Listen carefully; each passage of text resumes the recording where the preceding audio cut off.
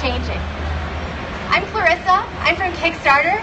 I handle the West Coast outreach for design and technology, and on a daily basis I get to hear about really amazing science projects that are taking shape and building communities at the very beginning of their ideas.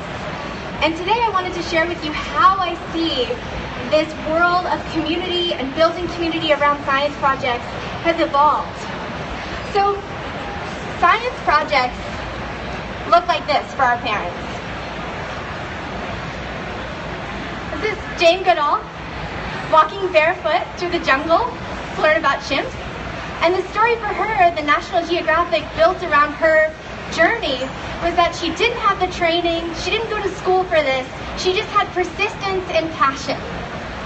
And how we would learn about what she was studying was she would go into the forest, learn, study their family, dynamics, study how they use tools, and then we would learn about it through a video or a National Geographic spread 6 months, a year later.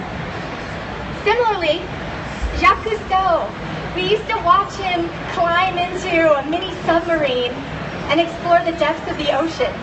And these were parts of the world that we had never seen before. But yet again, we had to wait 6 months, 12 months, maybe even longer. Are there any space enthusiasts in the crowd? Anybody love space? Yeah? So, does anyone know what I'm about to play from this super grainy little photograph? No? Walking on the moon. Yes, okay, so the master of crafting an amazing narrative around space exploration and science, Carl Sagan. I'm going to play a little clip for you so you can hear what this sounds like. What does a really compelling narrative for space exploration sound like? From this distant vantage point, the Earth might not seem of any particular interest. But for us, it's different. Consider again that dot. That's here. That's home. That's us, right? You guys remember that? Yeah, so I was actually at a conference much like this one, and my slide froze. And all of the space enthusiasts in the crowd came up to me afterwards and said, we could have said that, we could have recited it word for word. And that's because this story was so compelling and inspired them so much. But this isn't how stories are crafted around science projects anymore. Now the landscape looks more like this, right? It's YouTubers, enthusiasts, scientists, researchers talking directly to a community, engaging them in a conversation and having a two-way dialogue. And something that's really interesting that we've been able to see unfold on Kickstarter is a further evolution. And that is the addition of one component to this recipe for science communities. And that one component is you. So we've seen on Kickstarter the idea of backing a science project, of being part of the conception of something that will help us understand the universe, understand the world around us. And I just wanted to take a few minutes today to share some of our favorite projects on Kickstarter so you can get an idea of how people are shaping the narrative around a science project that involves you, that involves the community in a very unique and real way. Light Sail. Has anyone heard of the Planetary Society? Yes? Okay, awesome. So Bill Nye, one of my science heroes growing up, someone who introduced me to how exciting science could be, he's the CEO of the Planetary Society, and his team decided to launch a project to put a solar sail into space. This was an idea that was introduced decades before, but had never gotten off the ground because they didn't have the funding, they didn't have the community backing. And this is what Kickstarter allowed them to do. So I thought I would share with you guys how Bill Nye explained this project. He does it in a succinct and clear way that introduces the idea of a solar sail to a community of people that may not have known about the concept.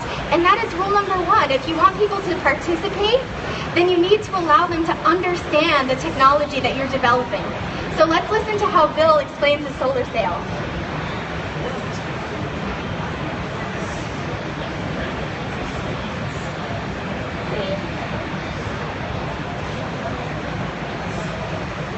Okay. Sorry. Right. of photons, and photons have no mass, but they have momentum. It's surprising. So if sunlight is shining on something, it's actually giving it a tiny, tiny push. So if we can get a spacecraft up in space that has enough area and is low enough mass, sunlight gives it a push. And these things are called solar sails, and our CubeSat is called the lightsaber.